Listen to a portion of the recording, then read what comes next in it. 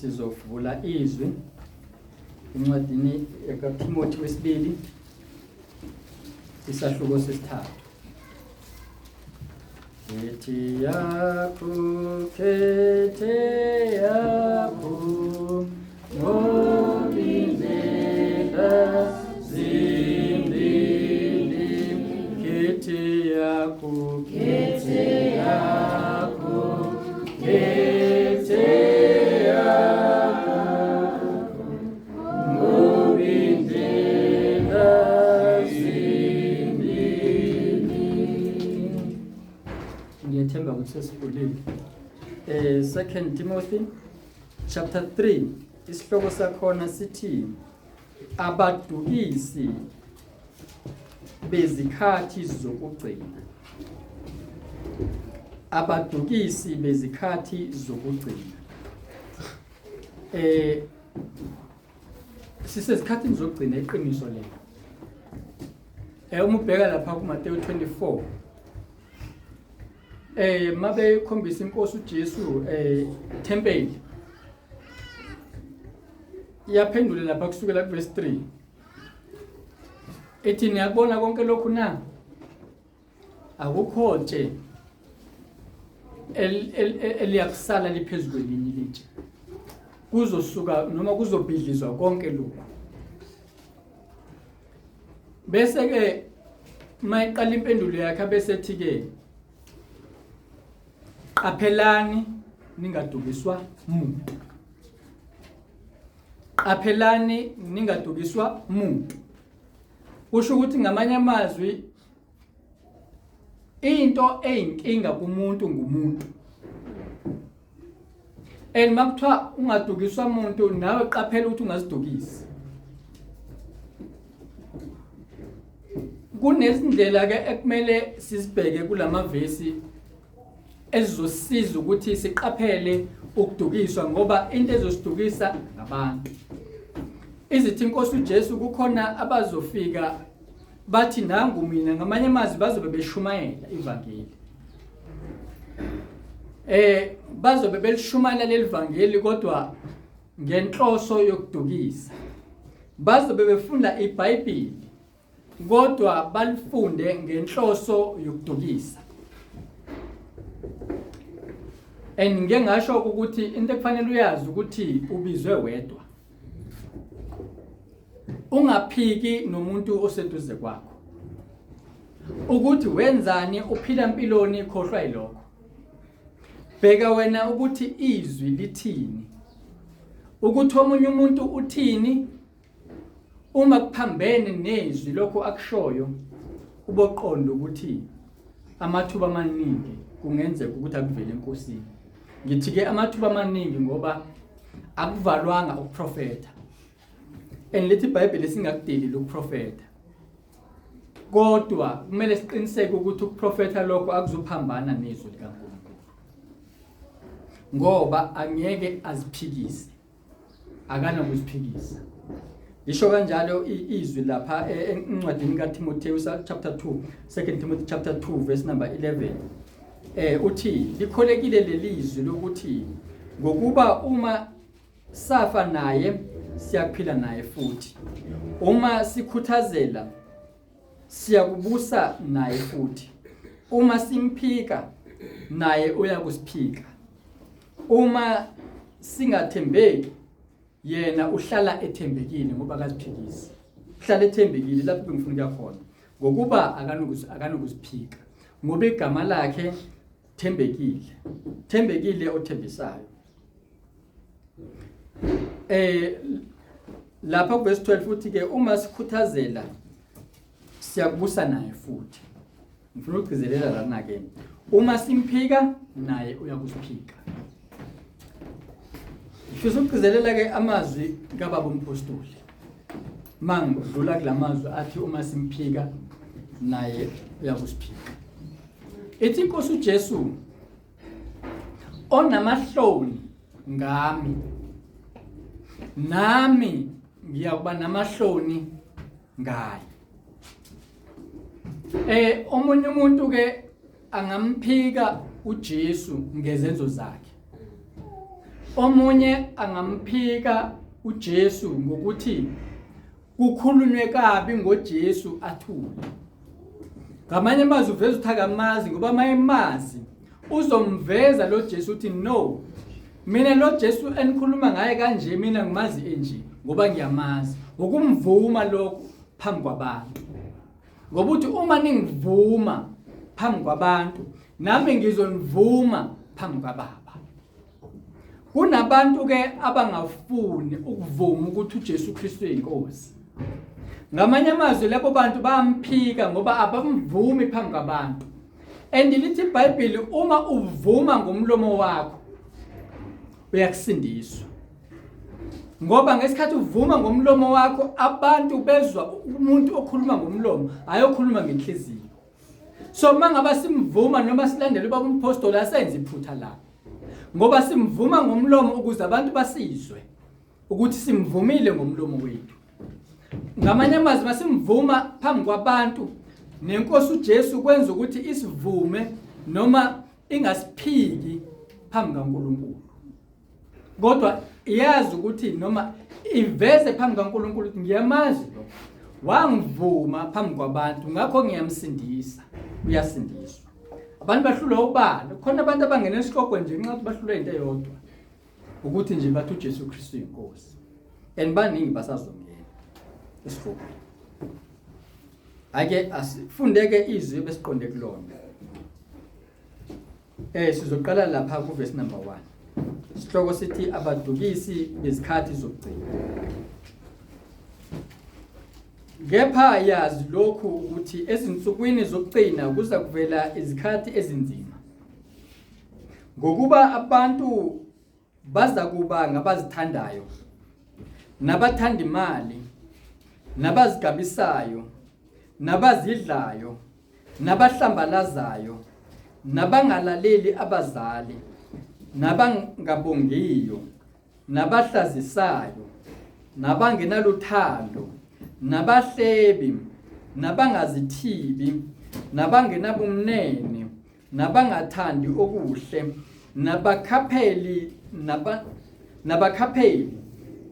nabanamawala, nabakhukhumele, nabathanda injabulo kunokuthanda uNkulunkulu, nabanesimo sokumesaba uNkulunkulu, kepha amandla akho bewaphika, labo ke obagwema.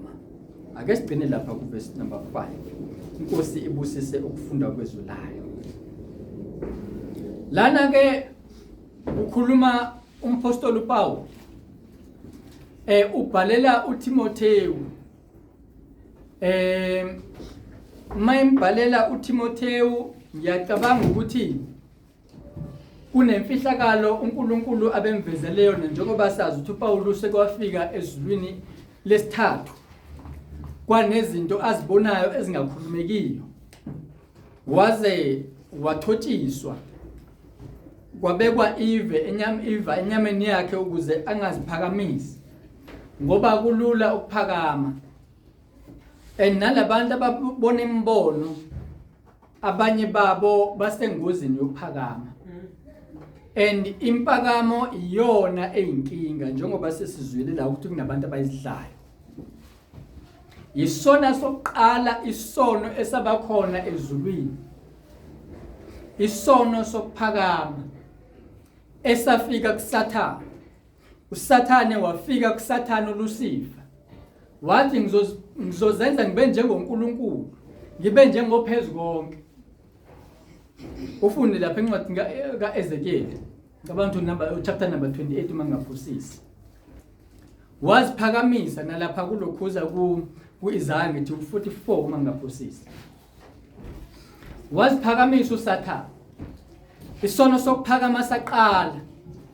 Kanti iBhayibheli lisitshela ukuthi uNkulunkulu unomona, ungumhawu igama lakhe. Ngenxa ukuthi unomona ke lo uzama ukuziphakamisa yena engaphakanyiswanga uNkulunkulu kuleli zinga yena sezibeka kulona. Empeleni uSathane izinga ayiphakanyiswe ngalo ngicabanga ukuthi laliphezulu kunazo zonke mhlawumbe eziningi losi. kodwa usefuna ukuphakama kunalokho, usefuna ukulingana noNkulunkulu.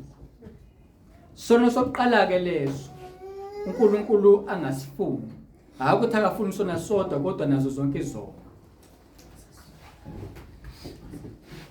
NoSathane ke wayesifaka esitshala lesono eEden, esithi kuEva, hayi uNkulunkulu uyazi ukuthi uma nidla lesi sithelo lesi atheni ngasidli, wenzela ukuthi ningafani naye, ngoba manike nasidla nizovela nihlakaniphe nibe njengaye.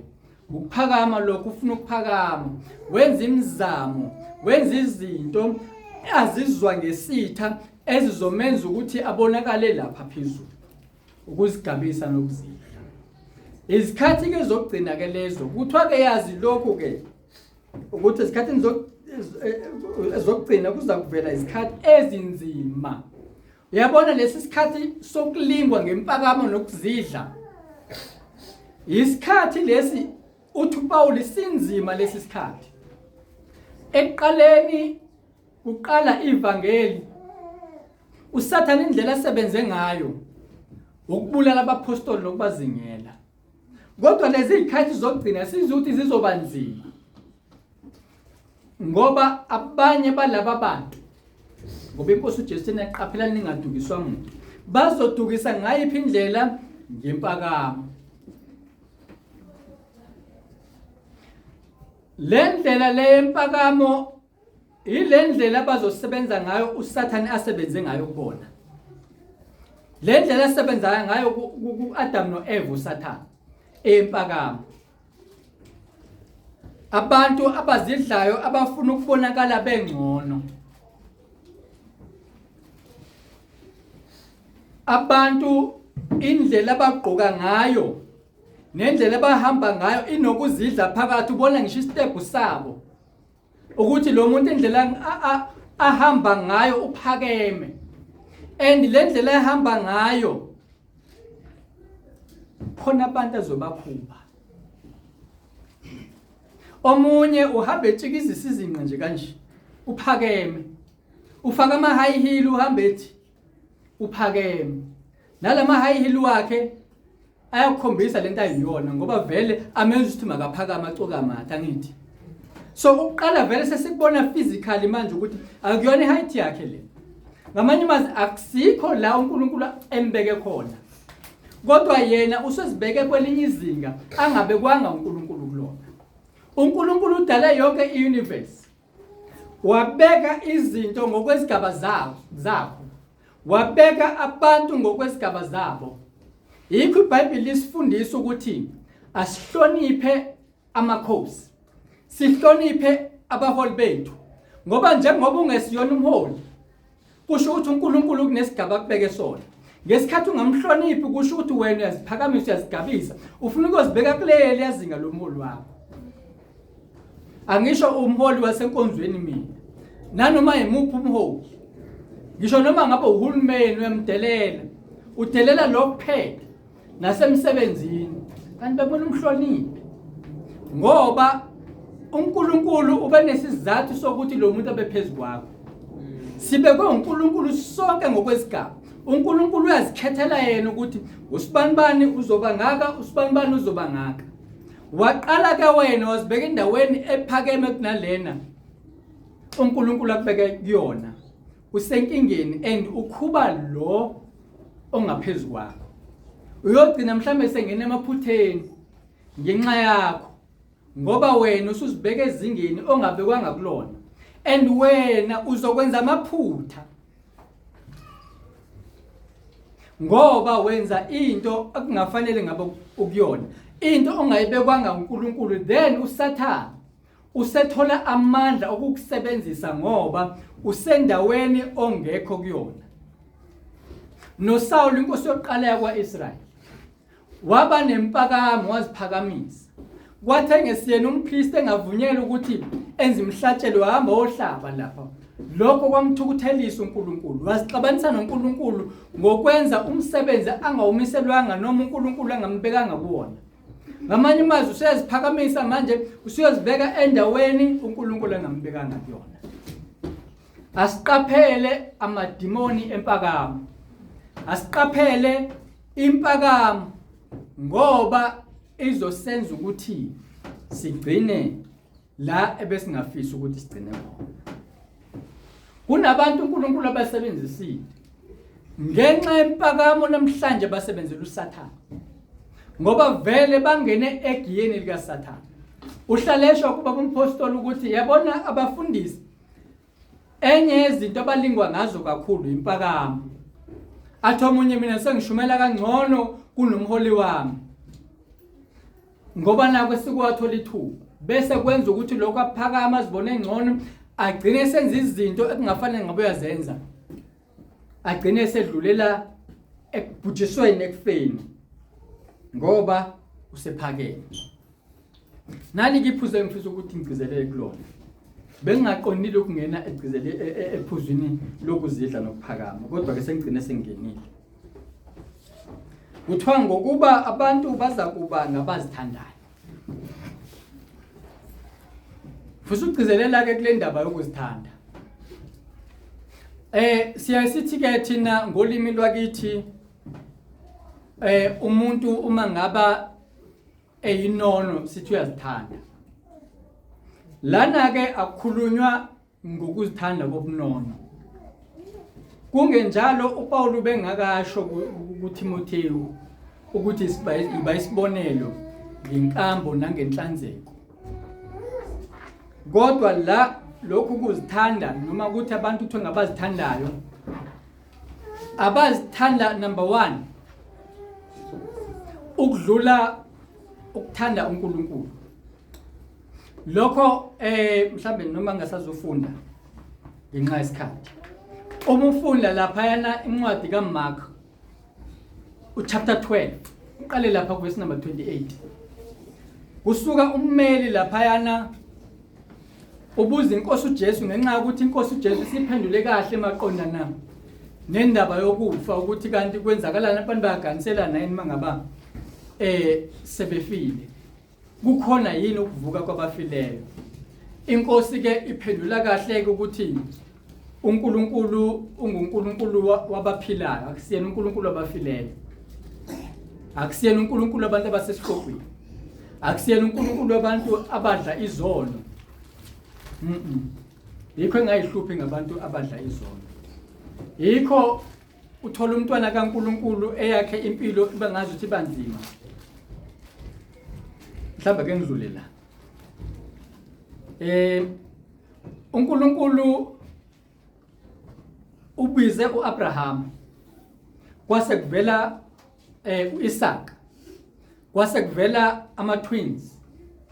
Kwaqala kwavela uEsau. Kwase kulandela uJakobe. Jakobe ebambelele esithendeni. Lisho kanjalo igama lakhe. uNkulunkulu ke lithi iBhayibheli wamthanda uJakobe kodwa wamzonda uEsau. Kodwa sithola uma bekhula umuntu obukeka ngazi ukuthi uyaphumelela nguEsau. Sithola futhi uma ulifundisisa kahle iBhayibheli uzothola ukuthi uEsau ubukeka umuntu obenengcebo kakhulu kunoEsau. Sorry kunoJakobe. Ngani na ngoba uNkulunkulu uyabayekelela bezizwe. Abayekelele kube ngazi ukuthi bayaphumelela. Uyakuthola lokho kuma Hubo 49. Uyayithola into enjalo futhi ngithi amaHubo 71 uma ngingaphusisi. Ihubo lika Asafa athi ngacishe ngawa uma ngibona abantu bezizwe indlela abaphumelela ngayo. Indlela impilo yabo ebukeka imnandi ngayo. Kodwa mangaba ubiziwe ungumntwana kaNkulunkulu ubizele ukuthi ucwecwe uhambe kahle impilo yakho ihambe kahle. Ngoba okwaqala nje ngizwa ngendaba ye make up endabeni yakwa esizweni sakwaIsrael ivele ngoJezebel umuntu wezizwe. Ngamanye amazwi abantu bezizwe abantu ababevele abazithandayo. Abantu abazicwa ubuso bafaka amashiya benzo make up.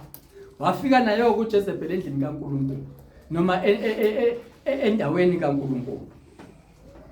Ngithi ke ngokuba abantu baza kuba ngabazithandayo. Bazithanda kanjani abantu? Benza izinto ezikhombisa ukuthi abanandaba noNkulunkulu. Ngoba vesane abezwe abanandaba noNkulunkulu.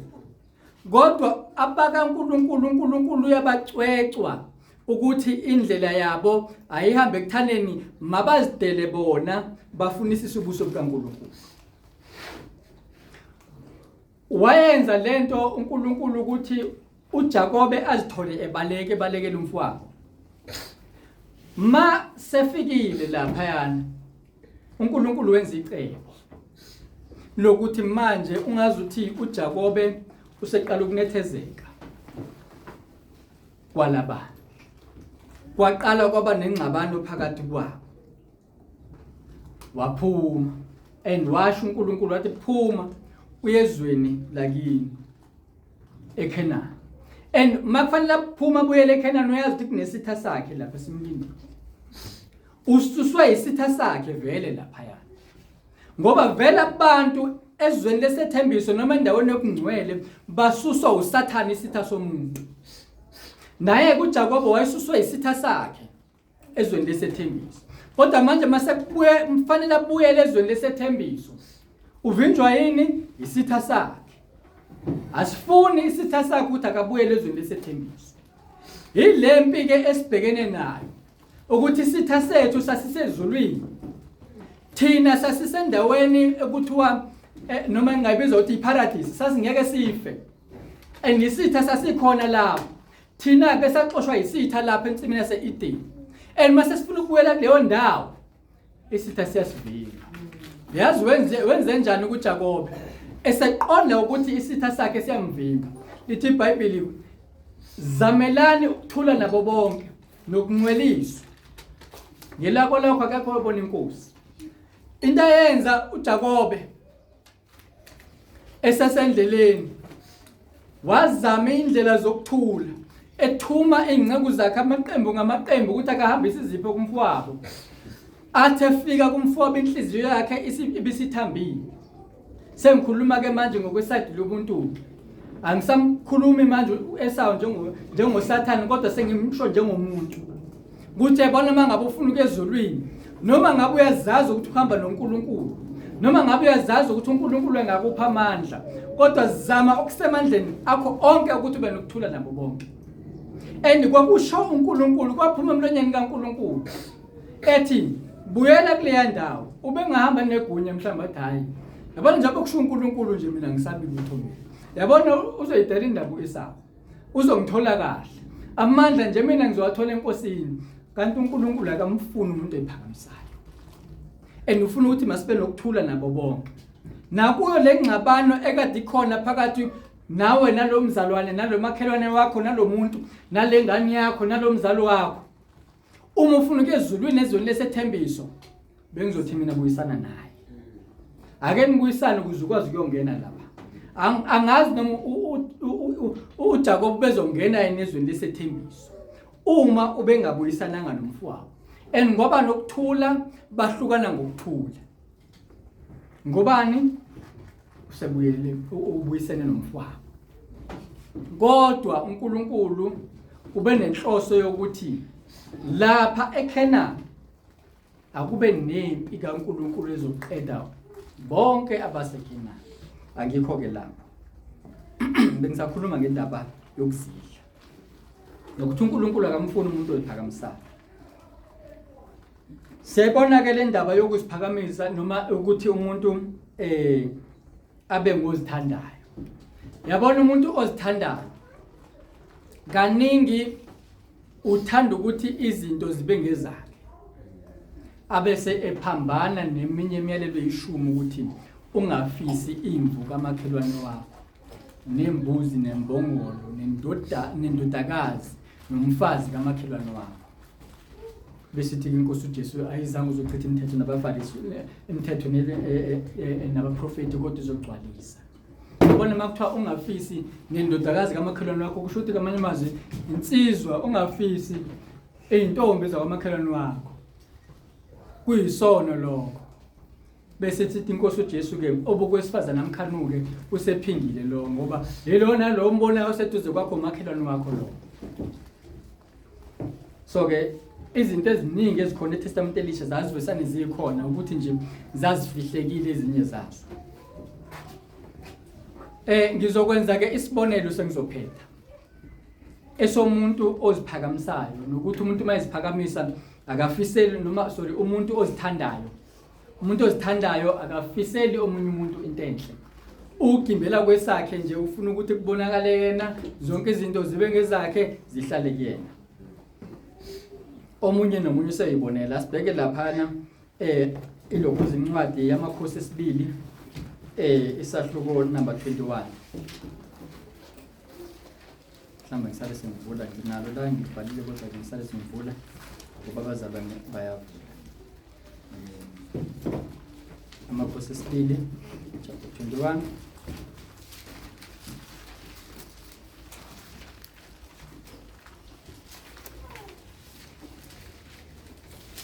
Ngizokwenza isibonelo fushane nje sibheke lapha siqale uverse number 2.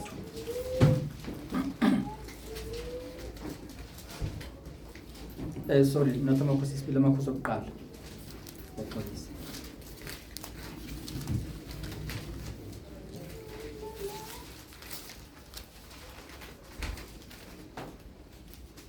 Siqale uverse number 2. U-Ahabi wakhuluma kuNabhoti wathi, ngiphe isivini sakho ukuba sibe isivande sami nemifino ngokuba siseduze nendlu yami. Ngikunike isivini esihle kunaso esikhundleni saso. Kepha uma kukuhle emehlweni akho, ngiyakunika isiliva libe intengo yakho. 3. Wayesethi uNabhoti ku-Ahabi, makube kude nami ngenxa kaJehova ukuba ngikunike ifa lawo baba. U-Ahabi wangena endlini yakhe ehluneme ethukuthele ngenxa yezwi abelikhulume kuye uNabhoti waseJezreeli ngokuthi wayeshilo ukuthi angikukunika ifa lawo baba. Walala embhedeni waphendula ubuso akadlanga lutho. Kepha kwase kufika kuye uIzebeli umkakhe wakhuluma kuye wathi, uhlunameleni umoya wakho ukuba ungadli lutho na? Wathi kuye, ngokuba ngakhuluma kuNabhoti waseJezreeli ngathi kuye, ngiphe isivini sakho ngesiliva, kepha uma uthanda ngiyakukunika esinye isivini esikhundleni saso. Kodwa wathi, angikukunika isivini sami. Wayesethi kuye uIzebeli umkakhe, manje nguwe ophethe umbuso wakwa-Israyeli na? Vuka udle, inhliziyo yakho ithokoze, mina ngiyakukunika isivini sikaNabhoti waseJezreeli. Asiphinela la u-Ahabi ube yithanda yena. Uyasibona lesi sivini sikaNabhoti. Lithi iBhayibheli ungafisi imvu kamakhelwane wakho. Ngamanye amazwi nempahla kamakhelwane wakho ungayifisi. Yena useyayifisa impahla kamakhelwane wakhe. And mayefisa usefika nama negotiation skills. Ufika lapha kuNabhoti indaba uyibeka kahle. Ubeka isizathu esizwakala kahle ukuthi hayi indaba ukuthi siseduze nensimi yami. Yabona siseduze nala ngakhe khona lesi sivini sakho. So it's convenient kumina ukuthi ngingabe ngiya evinini ezikude le angivele ngize kulesi sakho esiseduze. Kanti mhlambe lesi sivini besisihle yena engakwazi ukutshala isivini sakhe sibe njengesikaNabhoti. Uthi futhi ke ngizokunikeza nesinye. Ngaphezulu kwalokho uma uthanda ngizokunikeza nemali nesiliva.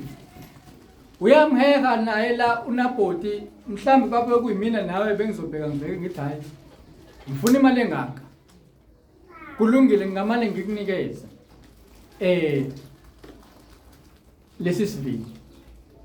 Umona lo owenzeka ku-Ahabi. Ukuzithanda lokho okwenzeka ku-Ahabi. Ukuthi izinto makube ngezami. And kuthiwa masibaqaphela abantu abanjalo. Ngoba bayingozi kuthina. Lo muntu uyazithanda yena. lo muntu ufaka ubucwebe yena, lo muntu wenza izinto ezinhle ezibukekazi izinhle kuyena yena, kodwa uyingozi kubani? Kuwena nami. Mayifika ke la kuNabhothi eyibeka kahle indaba, impendulo kaNabhothi ngiyayithanda. Uthi uNabhothi lapha verse 3, makube kude nami ngenxa kaJehova. So isizathu sakhe kahle kahle bekungezona ezinye izinto. Ngiyacabanga ukuthi mhlambe indawo bekuyona esinye sezizwe, njengoba uIsrael uthe mayingena eKhanani wehlukaniselwa izizwe ngokwezizwe zakwa-Israyeli, ukuthi le ndawo eyalesi sizwe, le ndawo eyalesi sizwe, behlukaniselwe ngokwentando kaNkulunkulu. Ngamanye amazwi ukwehlukaniselwa kwakhe la lesi sivini uNabhothi wayeqonda ukuthi kungokwentando kaNkulunkulu. Ngikwazi ukuhlukana nezinto engizithole ngokwentando kaNkulunkulu ngenxa yomuntu, noma ngabe lo muntu ubizwa ngokuthi uyinkosi. Kodwa umuntu ozithandayo uzithanda ngoba vele sekungena udevil phakathi kwakhe. Mase yithanda ngale ndlela. Ngoba sithola la uNabhothi egcina efa. Ngani na? Ngoba okokuqala uyanyukubala, okwesibili akasadli nokudla. Imphathe kabi le ndaba. Kusho ukuthi yena uhambe eyitshela ukuthi lento engizoyenza la izofika ilungu. Mayise ngasalungi usezile ukudla. Noma uboycotha ukudla. Kuthiwa yini bathi ngesilungu? Hunger strike. Utelekela manje ukuthi akamnikezanga ngani isivini. Hayi ke wafika umkakhe. Ngiyacabanga ukuthi umkakhe ufika nokudla emenzela isitulo la. Uyafika uthi ke baba nakho ukudla. Hayi ndoda. Hayi. Hawu, wenze njani ungadli? Useyachaza ukuthi hayi. Inkinga yami yile. uNabhothi unqabile ukunikeza isivini. Hayi ke lo isikhonzi sika Sathane, ngoba phela Ahabe wayeshade nesikhonzi sika Sathane. Sasuka sathi hayi khuleka idla. Yabona baba wasekhaya idla. Lo ngizombulala uzosithola lesivini. Uzosithola ngodlini.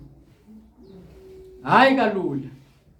So yabona ukuzithanda ke kuka Ahabe ukuthi udale monakalo muni kwaIsrayeli esizweni sonke, kubantu ababukayo. Sekuthunywa abantu ukuthi abahambe bayobulala manje uNabhothi. Sekwenzeka izinto eziningi ezamahlazo ebekungeke zenzeke. Ngani? Ngenxa yokuthi umuntu ubezithanda. Naye ke ufuna ukuphatha kubonakala ukuthi unamandla lapha uIsabel. Kodwa iqiniso ukuthi uAhabi uyena obeyinkosi. Angavika nje aphike ngokuthi hayi akumina obulela uNabhothi, umkami ubulela uNabhothi. Kodwa iqiniso lithi iBhayibheli uvumelana nabo. Ngicabanga amaHubo 55 mangaphosisi or amaHubo 50. Lithi uvumelana nabo ukwenzile sisho silifunde. Asho silifunde. Yabona enye into kwesinye isikhathi ukuthula. Ucabanga ukuthi ukuthula kuzokusiza. Kwesinye isikhathi akukusizi ngoba usuku uvuma. Uvumelana nabantu abenza ukuba amaHubo 50. Mangaphosisi.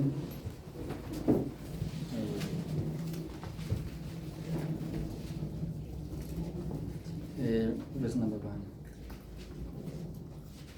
1. Verse number 16. Kepha komubi uNkulunkulu uthi, yini ukuba ushumayele izimiso zami, uphathe isivumelwano sami ngomlomo wakho? Ingani uzonda ukuqondiswa? Amazwi ami uwalahla emva kwakho na? Uma ubona isela uvumelana nalo, neziphingi uhlanganyela nazo. Umlomo wakho uyekela ebubini, ulimi lwakho luqamba inkohliso. Uhlala uhleba umfowenu, unyevuza indodana kanyoko. Lokho okwenzile ngathula. Ushayise ngathi nginjengawe, ngiza kukulaya ngikubeke phambi kwamehlo akho. kuthiwa lana ingane uyazonda ukuqondiswa. So ngesikhathi uNaboti ethi kungenxa kaJehova ukuthi angamnikezi, ubeqondisa uAhabi. Kodwa ngenxa ukuthi uyazonda uAhabi ukuqondisa, akavumanga. Wayeseke lapho kuverse 18, uma ubona isela uvumelana nalo. Wamlalela wamuzwa umkakhe ethi uzobulala uNaboti. Ukuthula kwakhe wayivumelana naye. Kangangokuthi uthe sefile uNaboti, wabuya uAhabi wasithatha lesi sivini. Wathula nje uNkulunkulu. Wamyeka uAhabi wasithatha isivini. Mase sithathile waqala uNkulunkulu wakhuluma.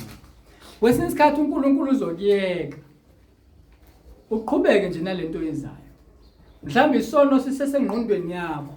uNkulunkulu ufuna ukuthi usivume kuselapho. Ngoba lithi iBhayibheli inhliziyo ingumkhohlisi ngubani ongayazi na. So ngesikhathi inhliziyo isaqalisa ukukhohlisa, ithi haya ukuthi ukuzicwala nje kancane.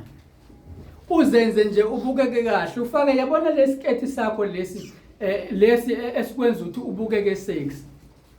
Basho kanjalo ngolimi namhlanje. Lesi esenza ukuthi mangabe uhamba abantu bakushayela amakhwele, abafana bakushayela amakhwele. Akufake le ngubo yakho. Yabona lelo phela kuleli elithi ukubamba lapha enyaweni zakho. Awufake lo. Ukuzidla lokho ufuna noma ukuzithanda lokho ufuna ukubukwa. Abantu bathande wena, uthandeke kubantu. Izikhathi zokugcina ke lezo. Abadukisi ke labo abenza ukuthi izikhathi zibe nzima kwabanye abantu. Ngesikhathi uzithanda ngalendlela, wenza izinto ngalendlela, wenza ukuthi kube nzima kwabanye abantu. Wena ke kuthiwa ke masikugweme, siqaphele, sikuphawule. Ngoba uzosidukisa ngalokho ukuzithanda kwakho.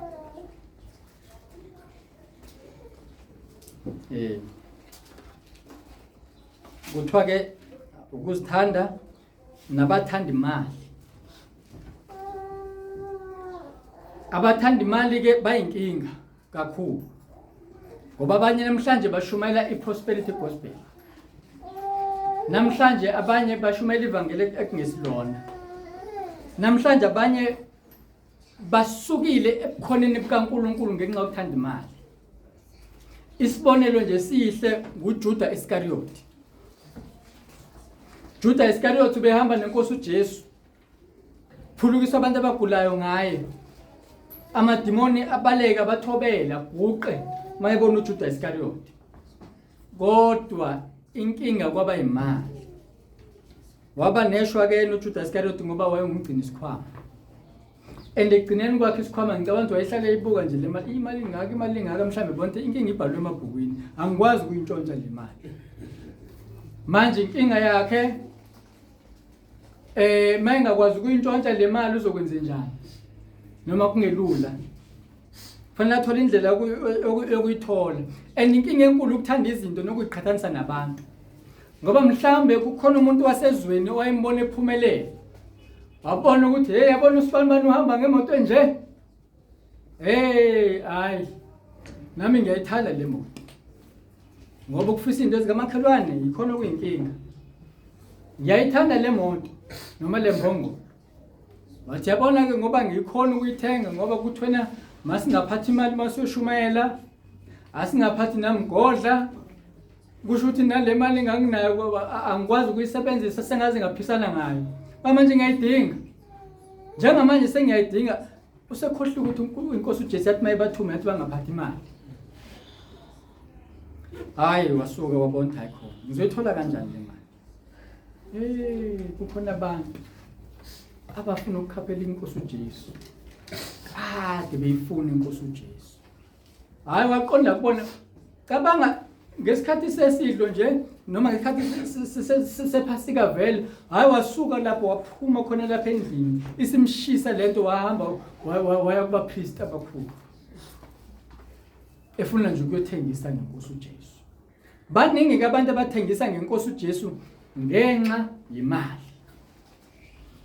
Akakathengisini wena ngenxa yemali ngeNkosi uJesu.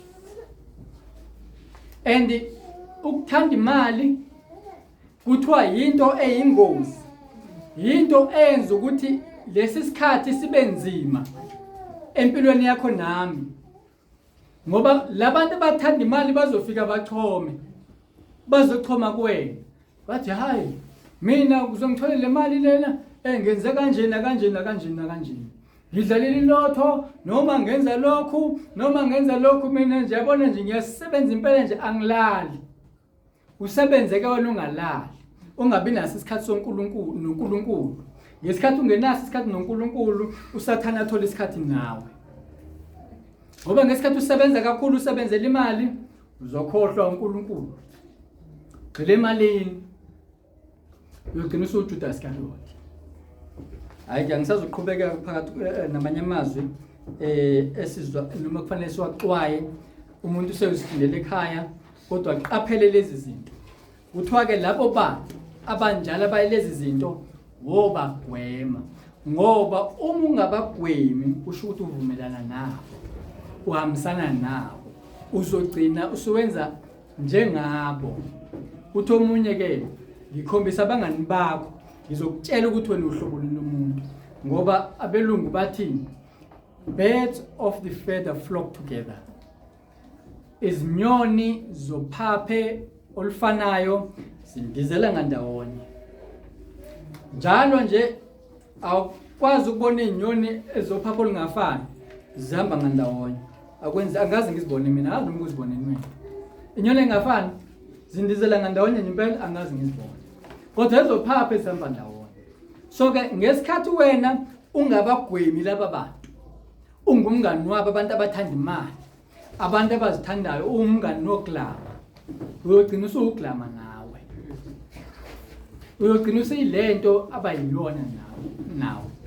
Ufana nawe. Ngoba vele uvumelana nawe. Iphi language oyikhulumayo nalaba bantu? Bebaningi bona kunawe. Awuyanga ukuyoshumayela lapha. Ngiyam-understand umuntu usuke esigangeni eyoshumayela. Ngiyam-understand lo muntu. Wena abangani bakho? Hayi. Angizwa kahle le. Asifana amehlo sithandaza.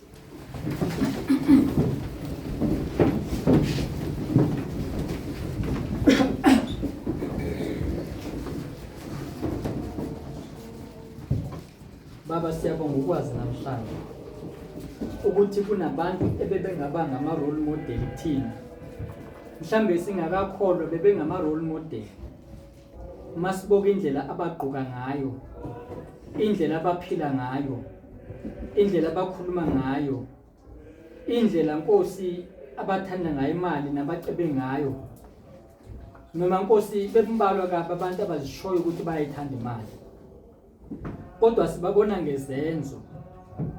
Baba ibaliwe ilist yabantu ekufanele sibagweme. Nkosi benza ukuthi izikhathi esiphila kuzona zibe nzima. Kungabi ukuthi nje siyazingelwa, siyabulawa. Ngoba Nkosi siyabonga la eSouth Africa ukuthi njengamanje sizingelwa asibulawa. Kodwa izikhathi esiphila kuzona zinzima kakhulu Nkosi njengokusho kwezwi lakho. Baba thona amandla siyabonga ukuthi usixwayise ngalezi zinto ezibukeka zinganakekile, ezibukeka zizinhle, ezibukeka sengathi umuntu uzimenza ukuthi aphumelele empilweni. Kodwa Nkosi azimphumelelisi kwelikamoya. Ziyamvimba ukuthi angafinyeleli ezweni lesethembiso. Nkosi sizwile nangayo uJakobe mase ezweni lesethembiso. Waze wanikela kumfowabo ngempahla yakhe, enikela impahla eningi. Nakuba umfowabo ubecebile cishe kunaye. Siyabonga ke uNkulunkulu othona amandla ukuthi uyasixwayisa namhlanje. Ukuthi Nkosi singabi ngabantu abazithandayo. Kodwa Nkosi uthena umyalo omkhulu kunayo yonke ukuthi umuntu makathande uNkulunkulu ngenhliziyo yakhe yonke, nangengqondo yakhe yonke, nangamandla akhe onke, nangomphefumulo wakhe onke.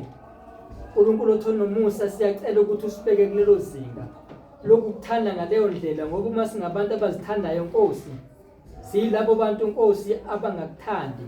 Uthena Nkosi umuntu othanda izwe, ngoba abantu abazithandayo bangabantu abathanda izwe. Thena Nkosi lo muntu umi eyisitha sakho, ngoba Nkosi awumfuni umuntu othanda izwe, ngoba umuntu othanda izwe impela Nkosi uzithanda yena, uthanda okwezwe kanti izwe liyedlula lenkanuko yalo. Baba Thoyingcwele, siyacela ukuthi uguqule ingqondo zethu zibe zintsha. Nkulunkulu Thoyingcwele, sizalwe Nkosi ezweni labantu abayithandayo, sizalwe ezweni labantu abathanda imali, sizalwe ezweni Nkosi labantu lapho Nkosi ilona lo muntu efuna ukuphumelela, ilona lo muntu efuna ukuba ngcono kunomunye, ilona lo muntu ebheka izinto zikamakhelwane afuna ukufana nomakhelwane, ilona lo Nkosi akafisela umakhelwane okuhle. Kodwa Baba Thonomusa, silekelele ukuthi namhlanje njengalokhu sesiwazwile amazwi akho, singazenzi likhuni inhliziyo zethu, kodwa Nkosi siqonde ukuthi izinto zezwe ziyedlula, siqonde Nkosi ukuthi ukuzithanda kwethu kuzodlula, kodwa Nkosi silekelele ukuthi sithande wena, silekelele Nkosi sikuthande size sidele ukuphila kwethu ngenxa yakho. Baba Thoyingcwele, siyakhuleka ngomsa wakho ukuthi usivule amehlo kamoya, siqonde Nkosi ukuthi obani kumele sibabalekele uthi masibagweme. Nkosi yamakhosi, ngoba uthena Nkosi bayafunda labo bantu njalo kodwa bengeke bafinyelele kulazini iqiniso. Baba Thoyingcwele, kodwa masibagwema sibabalekela Nkosi, siyakuthi masifunda izwi lakho sifinyelele ekulazini iqiniso. Uthena Nkosi, iqiniso siyakulazi neqiniso liyakusikhulula. Ngiyakhuleka ke Msindisi wethu ukuthi ukhulule lona lowo ngeqiniso lakho Nkosi yamakhosi, ulambule kulendlu, ulambule Nkosi kulona lowo ozolalela uNkulunkulu Thoyingcwele. Ngiyacela ke Nkosi yamakhosi ukuthi ulekelele Nkosi ibandla lakho liqinise Nkosi. Siyazi ukuthi usozabuya, siyazi Nkosi, siyaqonda ukuthi kunabadukisi abaningi, abanye bangenile emabandleni, abanye babizwa ngabaprofeti, abanye babizwa ngabefundisi, abanye bazwakala bekhuluma kahle kodwa badukisa. Ngiyacela ke Nkosi ukuthi uchithe umoya wokuduka ebandleni lakho. Baba Thonamandla, siyacela ukuthi ungavumi ukuthi unyawo lwethu lishelele, kodwa thuma ingelosi yakhe imisenxa zonke ukuthi sikhulule. Baba Thoyingcwele, usihaqe njengeyintaba zihaqe eJerusalema. Ngiyakhuleka Nkosi ukuthi usihaqe emndenini yethu, usihaqe ey'koleni esifunda kuzona, usihaqe emsebenzini esisebenza kuyona. Baba Thoyingcwele, ngiyacela ukuthi Msindisi wethu usenze Nkosi sibe yilangabi lomlilo noma kuphi lapho sihamba khona. Sishisekele Nkosi kwakho, sishisekele ukulunga kwakho Mnini mandla wonke. Kuvutha umlilo Nkosi Jesu othena uze ukuwokhela emhlabeni, wathi ubufisa kangakanani ukuba ngasokhelwe. Yokhela lo mlilo Nkosi kulena leyo nhliziyo. Baba, ungenelele ngishona kusande isikhulu wethu kubantwana abancane Nkosi, ungenelele besabancane Mnini mandla wonke. Ulekelele nabazali Nkosi ukuthi babavumele abantwana beze kuwe, ngoba umbuso wezulu uthene ngobanjalo Nkosi abafana nabantwana. Ngiyakhuleka Nkosi ukuthi usiphe umoya wobuntwana esisho ngaye sithi Abba Baba, uchithe umoya wokwesaba noma sehlelwa yini Nkosi, silekelele ukuthi singesabe. Ngiyakhuleka Nkosi ukuthi wehlise isibusiso sakho, usehlise kulona lo Nkosi olizwa izwi lakho namhlanje, usehlisele lona lo Nkulunkulu Thoyingcwele oyakulalela Nkosi alizwa lenze. Ngiyacela ke Nkosi yamakhosi ukuthi usiphe ukuhlakanipha kwasezulwini, uNkulunkulu usiphe ukuqonda kwasezulwini, njengalokho Nkosi abafundi wabavula izingqondo zabo ukuthi baqonde imibhalo. Ngikhulekela Nkosi ukuthi ukuze sifinyelele kulazini iqiniso, usivule ingqondo zethu ukuthi Nkosi siqonde imibhalo, uguqule Nkosi isimo sengqondo yethu. Baba Thonamandla, ngiyakhuleka Nkosi, sebenza ngomangaliso wakho uNkulunkulu Thoyingcwele. Qalo wakho umsebenzi uNkulunkulu Thonamandla, ubonakalisa amandla akho empilweni zethu. Amandla akho Nkosi uthena bonakalisa ebuthakathakeni bethu, nalabo Nkosi abazizwa bebuthakathaka emzimbeni yabo. Ngiyacela ukuthi ubaqinise Nkosi, ubapha amandla amasha. Ngiyacela Nkosi ukuthi ubaphulukise uNkulunkulu Thoyingcwele, ubapha amandla Nkosi abaphelelwe ngamandla emzimbeni, ubapha amandla Msindisi wethu abaphelelwe ngamandla emoyeni. Ngiyacela ke Nkosi uqinise umsebenzi wakho ebandleni lakho uNkulunkulu Thonamandla, uchitha yonke imimoya emibi Nkosi echithwe isitha phakathi kwethu. Ngiyacela Nkosi uchitha yonke imimoya kaSathane emndenini yethu esiphila phakathi kwayo. ngicela Nkosi uchitha wonke umsebenzi kaSathane emndenini yethu esiphila phakathi kwayo. Ngiyacela uNkulunkulu othona amandla ukuthi usenzele umusa ukuthi sibe ukhanya kwezwe uNkulunkulu othona amandla.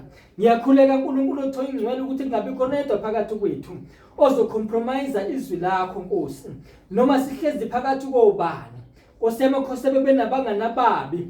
Ngiyakhuleka namhlanje ukuthi babashiye ababenokuzithanda Nkosi kwezwe. Ngiyakhuleka Nkosi ukuthi bakushiye namhlanje. Ngiyakhuleka Nkosi emakhosi ukuthi intando kaSathane ichithwe iqedwe Nkosi phakathi kwethu empilweni zethu, ekujuleni kweinhliziyo zethu Nkosi. Singabe sahamba ngentando yenyama, ngoba uthezwini lakho uma sihamba ngokwenyama siyakuvuna kukho ukubhubha kwenyama, kodwa uma sihamba ngomoya siyakuvuna Nkosi ukuphila kuye umoya. Ngiyakhuleka uNkulunkulu othola ingcwele. Ngiyakhuleka mnini mandla wonke. Ngiyakhuleka mdali wezwe nomhlaba ukuthi uphilise ilona lo Nkosi ukuphila ungaphakade. uJesu Kristu uyinkosi. uJesu Kristu uyinkosi. uJesu Kristu uyinkosi. Amen.